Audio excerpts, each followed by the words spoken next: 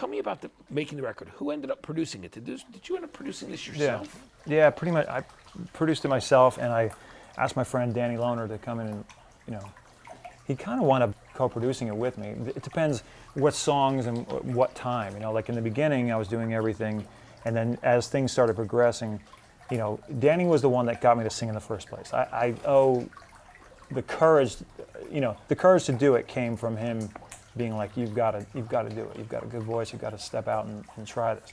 And Maynard was really, encouraging in the beginning.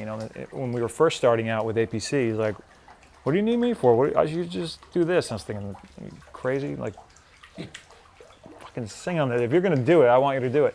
But at this time, he's back with Tool. We decided, we're on break till further notice, but we don't have any plans to do anything in the future. And we've used words like if and if we were to do APC again, then this. So I took this as, okay, I'm going to go back to 1996, the way I was thinking then, and make this what I've always wanted to be, like what I would do. And then found out that that's a really difficult thing to do, especially when you're used to collaborating with someone and having that conversation musically with Maynard and with other great musicians I've worked with. It's hard to just be driving the whole thing, and it took me a long time to figure out what I was going to say. I mean, lyrically,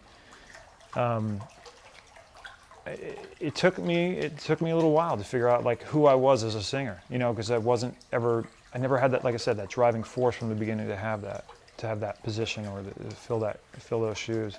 So now that I wanted to give it a shot, a lot of things come into play, and I put up a lot of, roadblocks for myself. And a lot of it was, I've got some huge shoes to fill, so to speak. If I've looked at it that way in times, and then I've had to get rid of it because it's like I can't compare myself to Maynard. I've just got to let go and just say, this is what I do, and people can like it or not like it. But it's to a place now that at least I can feel happy about pushing it into the world and going, this is what I have to offer.